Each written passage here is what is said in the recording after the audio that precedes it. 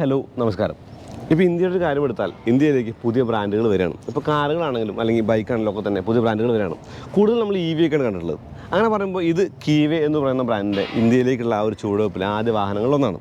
ഇപ്പോൾ കീവേ എന്ന് പറയുന്ന ആ ഒരു കമ്പനി എസ്റ്റാബ്ലിഷ് ആവുന്നത് 1999 ഹംഗറിയിലാണ്.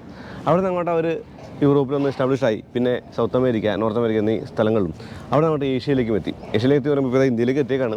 അപ്പോൾ ഇന്ത്യയിൽ ഈ ഒരു വണ്ടി ഇപ്പോൾ കിട്ടാണ്ട് ബെനലി ഷോറൂം വഴിയാണ് കിട്ടുക. അതായത് ബെനലിയുടെ ഒരു സബ്സിഡിയറി പോലെയാണ് ഇവിടെ അത് വിൽക്കുന്നതെന്ന് തോന്നുന്നു. കാരണം എനിക്ക് ബെനലിയുടെ കേരള ഡീലേഴ്സാണ് ഈ വണ്ടി കിട്ടിയിട്ടുള്ളത്. അപ്പോൾ ഇത് കീവയുടെ K-Lite 250V എന്ന് പറയുന്ന ടിൻ സിലിണ്ടർ എഞ്ചിനുള്ള ടിൻ എഞ്ചിനുള്ള ഒരു ബൈക്കാണ്, ഒരു ക്രൂയിസറാണ്, ഒരു എന്താ പറയുക, ഒരു കമ്പ്യൂട്ടർ ക്രൂയിസർ എന്നൊക്കെ പറയാം. അപ്പോൾ ഈ വണ്ടിയുടെ എല്ലാ കാര്യങ്ങളും പറയാം. സ്വാഗതം. അതായത് ഞാൻ ആദ്യം വണ്ടി നടന്ന് കാണിക്കാം, അതിനുശേഷം വണ്ടി എല്ലാ ഫീച്ചേഴ്സും പറഞ്ഞിട്ട് റോഡിലേക്ക് ഒന്ന് ഓടിച്ചു നോക്കാം. ഒത്തിരി കൗതുകങ്ങളൊക്കെ വണ്ടി ഞാൻ കണ്ടു. അപ്പോൾ ആ കൗതുകങ്ങളൊക്കെ തന്നെ പറയാം. സ്വാഗതം.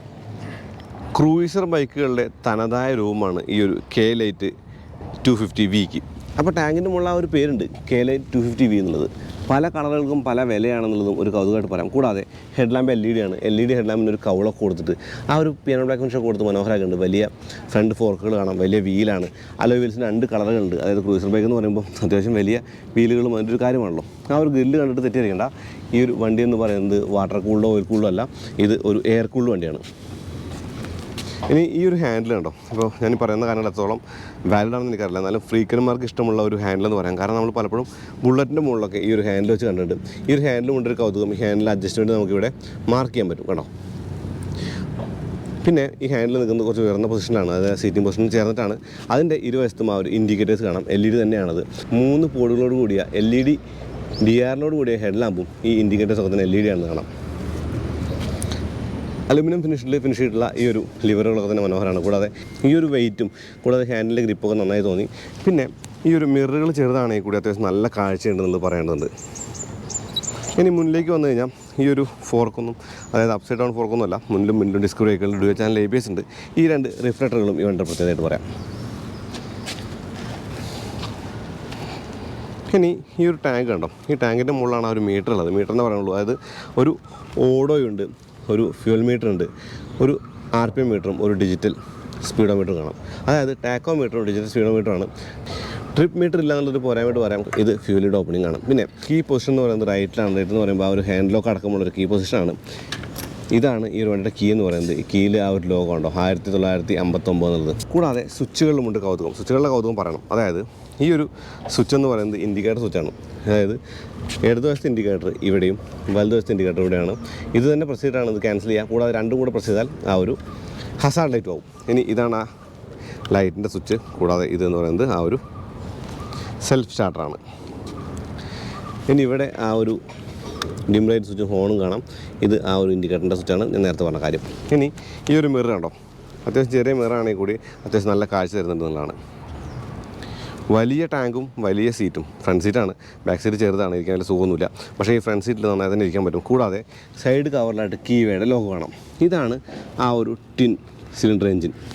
ഇതൊരു 2 സിലിണ്ടർ 4 സ്ട്രോക്ക് 8 വാൽവ് എഞ്ചിനാണ്. 18.7 HP ആണ് എൻ്റെ ഒരു പവർ എന്ന് പറയുന്നത്. കൂടാതെ 20 Nm ടോർക്കുണ്ട്. ഈ ഫ്യൂൽ ടാങ്കും ഏകദേശം 20 ലിറ്ററാണ്. ഇനി സീറ്റിൻ്റെ പാറ്റേണൊക്കെ ഉണ്ടോ, ഒത്തിരി ആഫ്റ്റർ മാർക്കറ്റ് ആയിട്ട് തോന്നില്ലേ. കൂടാതെ പിന്നിലായിട്ട് ചാരു കൂടി ഉണ്ട്, അത്യാവശ്യം നല്ല കാര്യമായിട്ട് പറയാം. കൂടാതെ ഈ ഒരു വണ്ടി എന്ന് പറയുന്നത് ബെൽറ്റ് ഡ്രൈവാണ്. ആ ബെൽറ്റ് ഡ്രൈവിൻ്റെ വാണിങ്ങും കോഷനൊക്കെ തന്നെ കാണാം. ഒരു ചെയിൻ കുറച്ച് പറഞ്ഞില്ല, ബെൽറ്റ് കവറും കാണാം. ഇനി ഈ ഫുഡ് പെക്സൊക്കെ കുറച്ച് മുന്നോട്ട് ആഞ്ഞ പോലെയാണ് ഇരിക്കാനായിട്ടുള്ള ആ ഒരു സുഖത്തിന്. അത് ശരിക്കും സഹായിക്കും. കൂടാതെ ഗിയർ ലിവറിൻ്റെയും ആ ഒരു ബ്രേക്ക് ലിവറിൻ്റെയൊക്കെ പൊസിഷൻ നല്ലതാണ്. ഇനി ഈ ഒരു സൈഡ് സ്റ്റാൻഡ് കണ്ടോ, ചെറുതാണത്. ഈ ഒരു വട്ടത്തിലുള്ള ഫുഡ് പെക്കും നല്ലതാണെന്ന് തോന്നി. ഇനി കീവേഡ് ലോഗോ ഒരു അലുമിനിയം ഫിനിഷിലാണ്. കൂടാതെ പിന്നിലായിട്ട് ആ ഒരു ഇൻഡിക്കേറ്റർ വെച്ച ഭാഗം ഒരിത്തിരി മനോഹരമായിട്ട് തോന്നി. ഈ ഒരു സൈഡിൽ നോക്കുമ്പോൾ ആ ഒരു പിന്നിലെ ഡിസ്ക് ബ്രേക്ക് കാണാം. കൂടാതെ ഈ ഒരു ഫ്ലാപ്പ് പോലെ വെച്ചിട്ടുള്ള ഒരു ഭാഗമുണ്ട്, നമ്പർ പ്ലേറ്റ് ഹോൾഡർ. ഇത് അത്യാവശ്യം ചളിയൊക്കെ തെറിക്കാതിരിക്കാനായിട്ട് സഹായിക്കും. കൂടാതെ വലിയ വീലാണ്, 140 സൈസുള്ള വീലാണ്. 140 സൈസിൻ്റെ വീലിൻ്റെ ആ ഒരു വലിപ്പം കണ്ടോ. ഇത് 16 ഇഞ്ചാണ് കേട്ടോ. അപ്പോൾ 2 കളറുകളുള്ള അലോയ് വീൽസും കൂടാതെ ഡിസ്ക് ബ്രേക്ക് അസംബ്ലി ഇവിടെ കാണാം. ടിൻ സിലിണ്ടർ, അപ്പോൾ ടിൻ എക്സോസ്റ്റ് പൈപ്പുകൾ കാണാം. ഹൈ ടെമ്പറേച്ചറാണ്, അത് നല്ല ഹീറ്റ് ആവുന്നുണ്ട് വണ്ടി. കൂടാതെ ഈ ഒരു ഹീറ്റ് ആവുമെന്ന് പറയുമ്പോൾ ഞാൻ പറഞ്ഞത് സാധാരണ പാൻറ്റൊന്നും കുഴപ്പമില്ല, ട്രൗസർ ഇട്ട് ഓടിക്കുമ്പോൾ നമ്മുടെ ഒരു കാലിവിടെ കൊണ്ടാൽ പൊള്ളാനുള്ള ചാൻസ് ഉണ്ട്, അതൊന്ന് സൂക്ഷിക്കേണ്ടതുണ്ട്. കൂടാതെ ആ ഒരു ബ്രേക്ക് പാഡിലൂടെ കണ്ടില്ലേ. ഇനി ക്രോമിൻ്റെ ഇൻസേർട്ടുകളൊക്കെ ഇരുവശത്തും കൊടുത്തിട്ട് എഞ്ചിൻ്റെ ഒരു ഭംഗി കൂട്ടിയിട്ടുണ്ട്. കാരണം ഇത് എയർ ഫിൽറ്റർ ആട്ടോ, അതിൻ്റെ ഒരു ഭംഗി അങ്ങനെ കൂട്ടിയിട്ടുണ്ട്. കൂടാതെ ഗ്രില്ലും അത്യാവശ്യം ഒരു ഭംഗി കൊടുക്കുന്നുണ്ട്. ഇതാണ് ഇഗ്നിഷൻ കീ എന്ന് പറയുന്നത്. ഹാൻഡ് ലോക്ക് അതിൽ തന്നെയാണ്.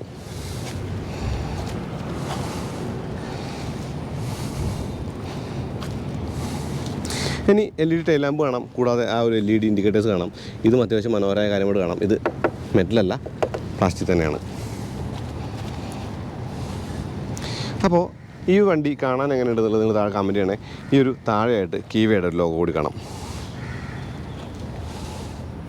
മുന്നിലെ ടയറിൻ്റെ സൈസ് എന്ന് പറയുന്നത് 120 അപ്പോൾ 120ഉം 140ഉം കൂടാതെ 16 ഇഞ്ചുമാണ്.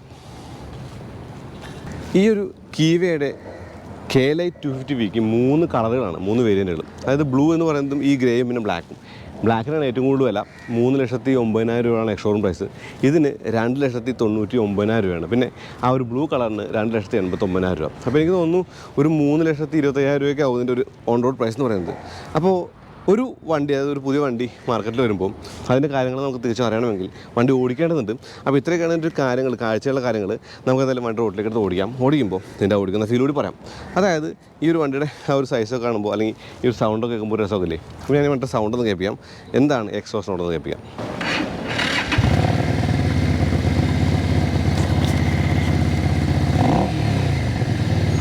സൗണ്ട് കേട്ടോ. അപ്പോൾ നമുക്ക് റോഡിലേക്ക് എടുത്തിട്ട് ഓടിക്കാം.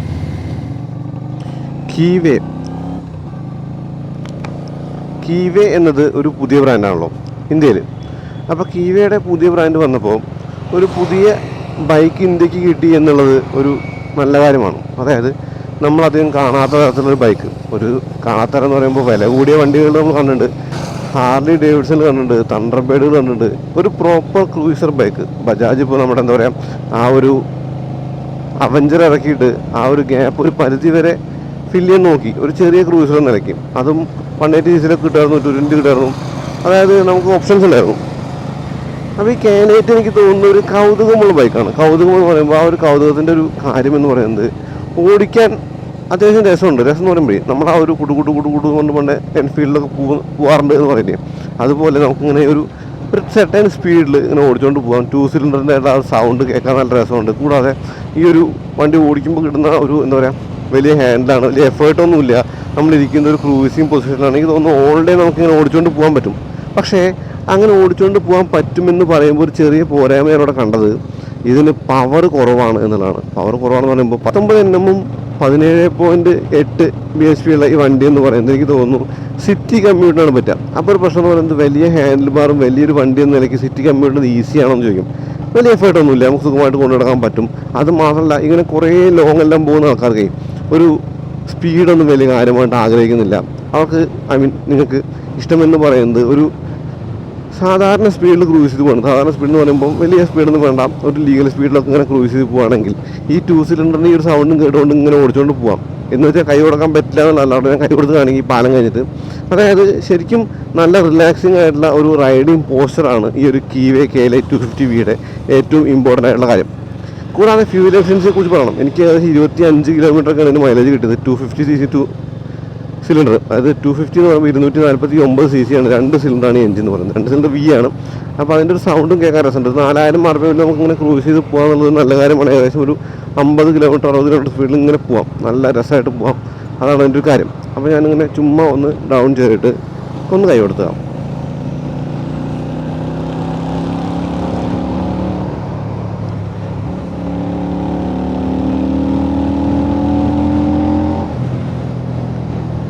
ആ സൗണ്ട് കേട്ടോ, നല്ല ഇമ്പമുള്ളൊരു സൗണ്ടാണെന്നുള്ളത് ഒരു നല്ല കാര്യമായിട്ട് പറയാം. കേൾക്കാൻ നല്ല രസമുണ്ട് വണ്ടി ഓടിക്കുന്ന സൗണ്ട്. ആ ഒരു സൗണ്ട് ഇങ്ങനെ ഓടിച്ച് പോകുക എന്നുള്ളത് തന്നെയാണ് ഇതിൻ്റെ ഒരു മെയിൻ ഒരു അട്രാക്ഷൻ. അല്ലാണ്ട് ഈ പറഞ്ഞ പോലെ പൊളിച്ച് ഓടിക്കുക എന്നുള്ളതോ ഇങ്ങനെ സിക്സ് ആക്കി ഇത് പോകുമ്പോൾ ഞാൻ നേരത്തെ അതായത് കഴിഞ്ഞ വീഡിയോയിൽ എൻഫീൽഡിൻ്റെ വീഡിയോയിൽ ട്രാഫിക്കിലൂടെ കുത്തി കയറ്റി കൊണ്ടുപോകാമെന്ന് പറഞ്ഞൊരു കാര്യത്തിനെ ഒരു ഇത്തിരി ഒഫൻസീവായിട്ട് കണ്ട സുഹൃത്തുക്കളുണ്ട്. അവരോട് പറയാനുള്ള കാര്യം എന്ന് പറഞ്ഞാൽ ആ വണ്ടിയുടെ ആ ഒരു ഫ്ലിക്കിംഗ് നേച്ചർ മാത്രമേ ഉദ്ദേശിച്ചുള്ളൂ. അതായത് ട്രാഫിക് നിയമങ്ങൾ ലംഘിക്കുന്നതോ ട്രാഫിക്കിൽ തോന്നിയാസം കാണിക്കുന്നതോ ഒരിക്കലും വണ്ടിപ്രധാനം ചാനലോ ഒരു റെക്കമെൻഡ് കാര്യമല്ല, അത് ചെയ്യുന്ന കാര്യമല്ല. അപ്പോൾ ആ ഒരു കാര്യത്തിൽ ഈ ഒരു വണ്ടി എന്ന് പറയുന്നത് വീണ്ടും നമ്മൾ കീവയിലേക്ക് എത്തണം. K-Lite 250Vയിലേക്ക് എത്തണം. അപ്പോൾ 250cc ഉണ്ട്, കൂടാതെ ട്വിൻ സിലിണ്ടറാണ്. 3 ലക്ഷം രൂപയ്ക്ക് വണ്ടി എക്സ്ഷോറൂം കിട്ടും. പിന്നെ ഓടിക്കാനായിട്ട് അത്യാവശ്യം നല്ല ഒരു എന്താ പറയുക, ആളുകളൊക്കെ നോക്കുന്ന ഒരു കാര്യമായിട്ട് കാണാം. കൂടാതെ എന്താ പറയുക, വണ്ടിയുടെ വലിപ്പം ഒരു കാര്യമായിട്ട് കാണാം. പിന്നെ ഈ സൗണ്ട് ഒരു കാര്യമായിട്ട് കാണാം. പക്ഷേ പവർ കുറവാണെന്നുള്ളൊരു പ്രശ്നമായിട്ട് തോന്നുന്ന ആളുകൾക്ക് ഒരിക്കലും ഈ വണ്ടി ഞാൻ റെക്കമെൻഡ് ചെയ്യാം. അതല്ല, പവറൊന്നും വലിയൊരു ഫാക്ടറല്ല. പവർ എന്ന് പറയുമ്പോൾ വണ്ടി അത്യാവശ്യം ഗുണമുള്ള പവറൊക്കെ ഉണ്ട്, അത് ഓടിച്ചുകൊണ്ട് നടക്കേണ്ട പവറൊക്കെ ഉണ്ട്. സിറ്റി യൂസിനാണെങ്കിലും ഇപ്പോൾ ലോങ് ഡ്രൈവ് ആണെങ്കിലും ഒരു പരിധി വരെ ഓടിക്കാനുള്ള പവറൊക്കെ ഉണ്ട്. ഞാൻ പറഞ്ഞത് വെറുതെ ഇങ്ങനെ കുന്തളിപ്പ് കാണിച്ച് ഓടിക്കുന്ന സിസ്റ്റം ഉണ്ടല്ലോ, അത് ചുമ്മാ അങ്ങനെ കയ്യെ കൂടുതൽ പറന്നു പോകുന്ന കാര്യം, അതാണ് ഈ വണ്ടി കൊണ്ട് നടക്കില്ലെന്ന് പറഞ്ഞത്.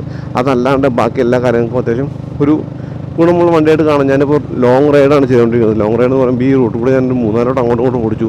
അപ്പോൾ എനിക്ക് ക്ഷീണമോ അല്ലെങ്കിൽ അങ്ങനെയുള്ള കാര്യങ്ങളൊന്നും ഇല്ല. അതായത് തീരെ എഫേർട്ട് ഇല്ലാത്ത ഒരു വണ്ടി എന്ന നിലയ്ക്ക് കൂടി കാണാം. അപ്പോൾ ഹാർലി ഡേവിഡ്സൺ വാങ്ങുന്ന ആളുകൾക്ക് എന്താണ് ആവശ്യം? ലോങ് പോകുമ്പോൾ അങ്ങനെ കുടു സൗണ്ട് ആയിട്ട് വലിയ സ്പീഡൊന്നും ഇല്ലാണ്ട് അങ്ങനെ പോകണമെന്നല്ലേ.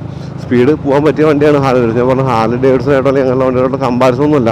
എന്നാലും ഈ വണ്ടിയുടെ ഒരു പൊസിഷനിങ് എനിക്ക് തോന്നുന്നു ഈ ഒരു കാറ്റഗറി ഇവിടെ അധികം കാണാത്തതുകൊണ്ട് ഇന്ത്യയിൽ ഈ വണ്ടിയുടെ ഒരു പൊസിഷനിങ് അത്യാവശ്യം നന്നായി വർക്ക് ചെയ്യാനുള്ള ചാൻസ് ഞാൻ കാണുന്നുണ്ട്. പക്ഷേ കീവ എന്നൊരു ബ്രാൻഡ് എസ്റ്റാബ്ലിഷ് ആയി വന്നതിന് ശേഷമൊക്കെ നമുക്ക് കാണാൻ പറ്റുള്ളൂ ഒരു ഇത്തിരി കൂടി പവർ, ഒരു 25 to 28 bhp ഉണ്ടായിരുന്നെങ്കിൽ കുറച്ച് നന്നായിരുന്നു. ഒരു 30 Nm ടോർക്കും. ഇപ്പോൾ 2 സിലിണ്ടർ എഞ്ചിൻ്റെ ഒരു കാര്യത്തിലാവുന്ന വലിയ ബുദ്ധിമുട്ടുള്ള കാര്യമല്ലല്ലോ. അതാണ് ഒരു കാര്യമായിട്ട് പറയാനുള്ളത്. പിന്നെ ഓടിക്കാൻ രസമാണോ വെച്ചാൽ രസമല്ല, ഒരു എന്താ പറയുക, ഒരു കൗതുകമുള്ള വണ്ടിയാണ്. അപ്പോൾ ഇൻഡിക്കേറ്ററിൻ്റെ സ്വിച്ചുള്ള കാര്യം ഞാൻ പറഞ്ഞു, കൂടാതെ ഈ ഒരു കാര്യങ്ങളൊക്കെ ഞാൻ പറഞ്ഞു. മിറർ അത്യാവശ്യം കാഴ്ചയൊക്കെ തരുന്നുണ്ട്. മിററിൻ്റെ കാഴ്ചയുടെ ഒരു കാര്യം പറയുമ്പോൾ ഒരു പർട്ടിക്കുലർ RPM കഴിയുമ്പോൾ ഇത്തിരി വൈബ്രേഷൻ കാണിച്ചു. പക്ഷേ അത് കുഴപ്പമൊന്നുമില്ല, അതായത് വലിയ പ്രശ്നമൊന്നുമല്ല. നമ്മളിങ്ങനെ 5ാമത്തെ ഗിയർ ഇങ്ങനെ ഒരേ ലെവലിൽ ഇങ്ങനെ ഓടിച്ചു പോകുമ്പോൾ നമുക്ക് അത്യാവശ്യം നല്ല ഒരു എന്താ പറയുക, ഒരു ഫീലുണ്ട്. ഫീൽ എന്ന് പറഞ്ഞാൽ ക്രൂസർ ബൈക്ക് ഓടിക്കുന്ന ഫീൽ, വലിയ ബൈക്ക് ഓടിക്കുന്ന ഫീൽ ഉണ്ട് എന്നുള്ളതാണ്. പിന്നെ ഹീറ്റ് ജീൻസിട്ട പ്രശ്നമൊന്നുമില്ല. ഹീറ്റല്ല പ്രശ്നം. ഹീറ്റ് എന്ന് പറയുന്നത് ആ ഒരു പൈപ്പിൻ്റെ മുകളിൽ കാല് കൊള്ളുന്നതാണ്. അങ്ങനെ കാല് കൊള്ളുമ്പോഴാണ് കൂടുതൽ ഒരു എന്താ പറയുക കൊള്ളുന്ന ചാൻസ്. അല്ല ഹീറ്റ് അടിച്ച് കൊള്ളുന്നില്ല. ഇത് എയർ കൂളാണ്, അതായത് ഓയിൽ കൂളോ അല്ലെങ്കിൽ വാട്ടർ കൂളോ എന്നല്ല, എയർ കൂളാണ്. ഈ ഹാൻഡിലെ പോസ്റ്റർ നല്ലതാണ്. ഹാൻഡിൽ പിടിക്കാൻ അത്യാവശ്യം നല്ല ഒരു എന്താ പറയുക രസമുണ്ട്. പിന്നെ കാര്യമായിട്ട് എഫേർട്ടൊന്നും ഇല്ലാണ്ട് ഓടിക്കാം. അത് മാത്രമല്ല ഇങ്ങനെ കൈ കൊടുത്താലും ആ ഒരു ടോർക്കുള്ളതുകൊണ്ട് ആ ലോയിലുള്ള 5ാമത്തെ ഗിയർ തന്നെ വണ്ടി ഞാൻ കയറി പോകുന്നത് ഒരു ഹെസിറ്റേഷനൊന്നുമില്ല. അതായത് ഒരു ഓട്ടോമാറ്റിക് ഓടിക്കുന്ന പോലെ 5ാമത്തെ ഗിയർ തന്നെ ഇങ്ങനെ ഓടിച്ചുകൊണ്ട് നടക്കാം. ഇടയ്ക്കൊന്നും ഇങ്ങനെ കൈ കൊടുത്ത് ഇങ്ങനെ സ്പീഡ് കൂട്ടാം, വീണ്ടും ആ തിരിച്ച് സ്പീഡിലെത്താം, നമുക്കങ്ങനെ ഓടിച്ചുകൊണ്ട് പോകാം. അതാണ് കീവയുടെ ഈ ഒരു KLI 250Vയുടെ ഒരു കാര്യം. അതായത് ഒരു ക്രൂസർ ബൈക്കിൻ്റെ ലുക്കുള്ള ബൈക്ക്, അത്യാവശ്യം വലിപ്പമുള്ള ബൈക്ക്, ട്വിൻ സിലിണ്ടറുള്ള ബൈക്ക്, നല്ല സൗണ്ടുള്ള ബൈക്ക് എന്നുള്ള ഗുണങ്ങളും ഒരിത്തിരി പവർ കുറവാണെന്നുള്ള ദോഷവും മാത്രമേ ഉള്ളൂ. ഒന്ന് കൈ കൊടുക്കാം പറയുമ്പോൾ ഞാൻ ആ ഒരു 2ാമത്തെ ഗിയർ കൈ കൊടുക്കാം.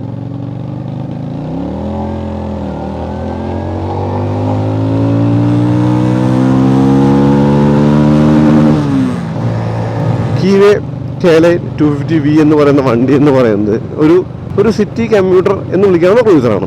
അതാണ് ഇതിൻ്റെ ഒരു രത്ന ചുരുക്കം. അപ്പോൾ അത്രേ ഉള്ളൂ. അപ്പോൾ അതുപോലെ ഈ ഒരു വീഡിയോ ഉപയോഗപ്പെട്ടു എന്ന് തന്നെ കരുതാണ്. അങ്ങനെ ചാനൽ സബ്സ്ക്രൈബ് ചെയ്യാൻ മറക്കരുത്. പിന്നെ ബെല്ലൈക്കൺ കൂടി ക്ലിക്ക് ചെയ്യാം, എന്നാൽ നോട്ടിഫിക്കേഷൻ ലഭ്യമാകുള്ളൂ. Instagram page, Facebook like follow ചെയ്യുക. നിങ്ങളുടെ ലൈക്കും ഷെയറും ഒക്കെയാണ് നമ്മുടെ ഇന്ധനം. അറിയാലോ, ഈ വണ്ടിക്ക് 5 സ്പീഡ് ഗിയർ ആട്ടോ, അതായത് 5 സ്പീഡ് ഗിയർ ബോക്സ് ആണ്. ഗിയർ ഷിഫ്റ്റ് കൊള്ളാം, ക്ലച്ച് വലിയ പ്രശ്നവുമില്ല, ലൈറ്റ് ക്ലച്ചാണ് ഇൻ കമ്പാരിസൺ. അതായത് നമ്മൾ ഒരു 250 വണ്ടിയോട് കമ്പയർ ചെയ്യുമ്പോൾ ലൈറ്റ് ക്ലച്ചും ചെറിയ ഒരു സംഭവമുള്ളൂ. അപ്പോൾ അടുത്ത വീണ്ടും വരാം. അതിലേക്ക് നന്ദി, നമസ്കാരം.